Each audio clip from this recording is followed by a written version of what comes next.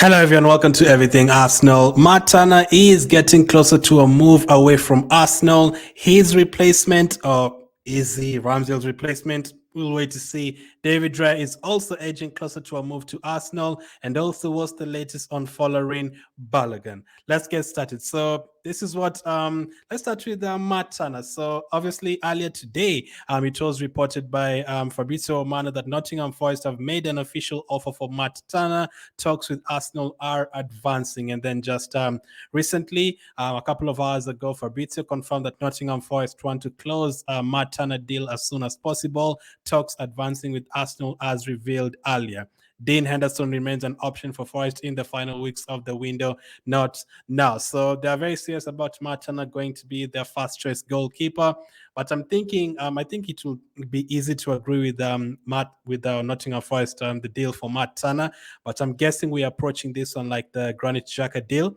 We were not going to let go of Granit Xhaka until we got the likes of Havertz and Rice at Arsenal first. So I'm guessing that is the same with Matt Turner. Maybe Arsenal are trying to get David Raya through the door first and then allow Matt Turner to leave. Because if you allow Matt Turner to leave and then the David Raya deal falls through, then you're starting to look for a second choice goalkeeper, because the ones that we have right now, Karl Hein and Ranasson, those ones are definitely not good enough second choice goalkeepers. For Matt Turner, I was okay with him being the second choice goalkeeper, didn't really have a problem with him. But the moment you let go of Matt Turner and then you don't get David Raya, then all of a sudden it's Ramsdale, Karl Hein, Okonkwo, and Ranasson. Three goalkeepers there who are not good enough to back up Ramsdale, especially we are back in the Champions League. What happens if Ramsdale goes down with an injury or is suspended?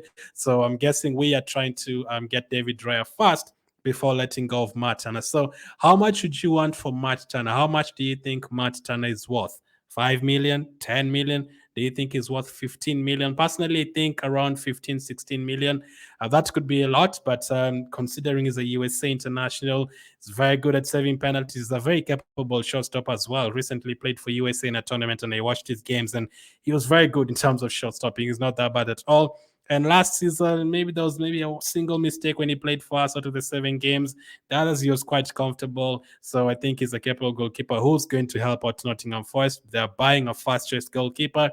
And those guys definitely have money. Last time they bought close to 60 players. So let's see how that one works out. But Matt Turner, if you can get like 15 million, maybe even more. I'm not sure how much you're going to get for him at the end of the day, but let's see. Hopefully, it's at least 15 million to help in terms of our player sales, because now it's looking likely that we don't want to get rid of Partey.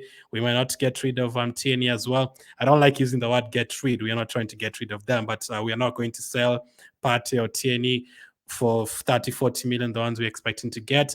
The only players we can get rid of are the likes of Lokonga and Elneny and Holding. Cedric and those players are not going to bring too much money. And there's even a chance Holding and Elneny will still be here next season. So we don't have that many players to sell. That's the latest on Matt Turner. His replacement, or as I said, Ramsdale's replacement, who knows? This is the latest on David Raya, according to David Ornstein earlier today. Brentford expected to turn down opening offer for David Raya, but proposal is only slightly below what Brentford are seeking. Plus, talks continue. Both parties want deal for 27-year-old to happen and are now working on final details. So yesterday, we made an offer of 20 million plus 3 million add-ons.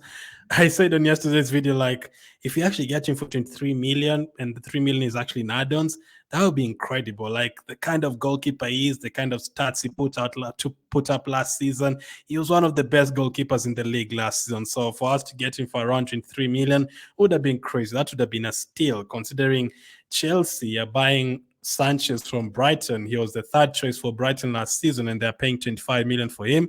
For us to get David Raya for 20 million would have been crazy. So I expect them to turn it down. So does David Ornstein. And looks like they will, but looks like Arsenal will go straight back in with the second offer, according to Fabrizio Romano. Arsenal are optimistic and confident to reach an agreement with Brentford for David Raya after bid was submitted on Thursday.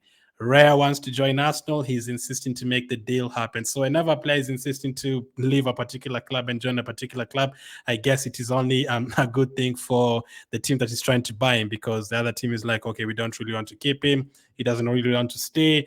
Let's just let him go. And they try to quicken things up and hasten things up. So it can only be a good thing for us. I think this deal will definitely happen very soon. I'm expecting us to hear like a breakthrough by this weekend, or maybe this weekend is early because we have a game on Sunday. But by Tuesday, Wednesday, I wouldn't be surprised if this guy's already done his medical and he's already done his photo shoots and his interviews, and is probably potentially an Arsenal player by Tuesday, Wednesday. So I think this one will be done pretty quickly, and you'll have David Raya and Aaron Ramsdale as the two Arsenal goalkeepers. Not many teams can say they have that two quality goalkeepers like that. Usually second choice goalkeepers are not that good, but for us to have Ramsdale and Raya, two very good shot stoppers, two very good goalkeepers with the ball on their feet. Ramsdale is good. He's good at his passing. Maybe not as good as Raya from what I've seen and from what we've seen last season, but both of them, they're not like scared on their feet or anything. No, they can actually handle the ball and relax and pick out a pass. So having two of these goalkeepers to approach the Champions League and also the Premier League and tackle the FA Cup and the Carabao Cup, I think this would be very good. You can give this one two competitions and give this one two competitions, or maybe one of them has the 3 cup competitions and one has the Premier League games, which I wouldn't mind. Rotating every day in the Premier League, this one plays today and this one plays next week. That is what I don't like. But I usually don't have a problem with giving a goalkeeper cup competitions. Champions League is different. It's more than a cup competition. It is a cup competition, but more than that. So you usually prefer your Premier League goalkeeper to play in the Champions League. But let's see what happens. Atsa has a plan. Edu has a plan. Let's see what happens. I think both of them are good. Whoever plays, if you have both of them, I really don't mind. Whoever plays in the Premier League, whoever plays in the Champions League, as long as it works out, which I expect it to do. So Fabrizio Romano expects us to finalize this deal very soon. I also expect it to be finalized very soon. I don't think it will be too much of a worry. Speaking of too much of a worry, obviously Jesus got injured the other day. I was devastated, by the way. Like when I heard that Jesus is out injured, like this is one player that I'm always saying I want him to start Arsenal games, and everyone was crying for a striker before Jesus was injured. I was like, no, I'm happy Jesus there is going to start our games for me.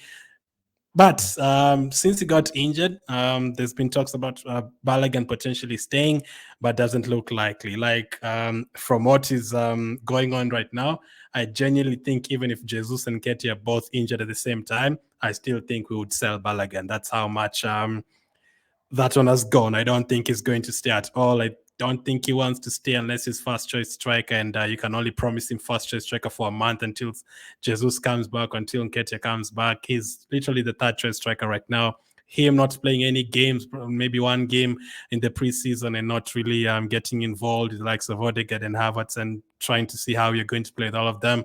That just shows he's not going to be here. So what's the latest on him? According to reports, Inter Milan are back strong for first choice Folarin Balogun have intensified talks with Arsenal. Inter plan to close the deal for 35 million euros, add-ons included, with talks moving forward. This is according to Alfredo Pedola, exclusive. 35 million euros, not even pounds.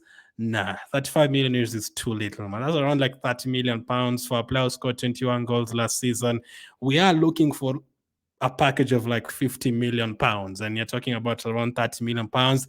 That's too minimal. Obviously, that's too little. The other day, Balogun requested Arsenal to reduce his price for him to leave. Obviously, now potentially Inter Milan hearing that, they'll be like, okay, let's just try and give them 30 million and see whether Arsenal are going to accept it. But I don't. This player and Partey and Tierney, I said 4 weeks ago, we don't really need to sell them. Yes, if we get 60, 70 million, we might sell them.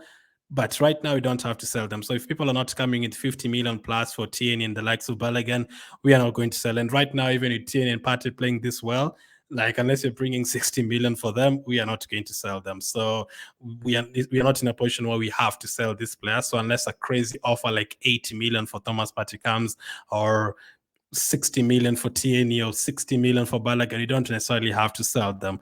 But unless Balogun really wants to leave and he brings problems in the dressing room, brings problems in the management, then we can potentially settle for like 40 million. But 30 million, 31 million euros, that is too little, and we wouldn't sell him for that. So this Balogun transfer saga will sure continue for a couple of more days, couple of more weeks. I'll not be surprised if it continues all the way through to the start of the season, and maybe the end of the month. Maybe it's a deal that could be done close to deadline day or even on deadline day. Let's see what happens. It might not even be Inter Milan getting him. It might be any other team. So that's the latest on David Raya, Martin, and also Folarin Balogun.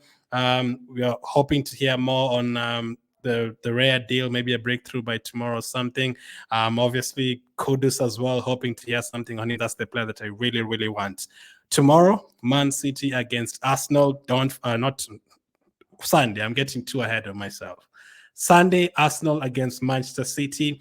So tomorrow we'll do a preview for that one. There has been a couple of good news in terms of players returning from injury. Zinchenko and Nelson have been training today, which is very good news for us. We really need Zinchenko back in that team. Even if he doesn't start every single game, we just need him back in that team, even on the bench. And just motivation and everything is very good, and he fits into our system very, very well. A couple of games, a couple of instances you watch, and you're like, yeah, we definitely miss Zinchenko here and there, so we definitely need him back. And Reece Nelson, if he plays like he did last season, he just signed a new contract. We need that kind of impact from the bench, and also cup competitions is the one who's going to probably start all those games.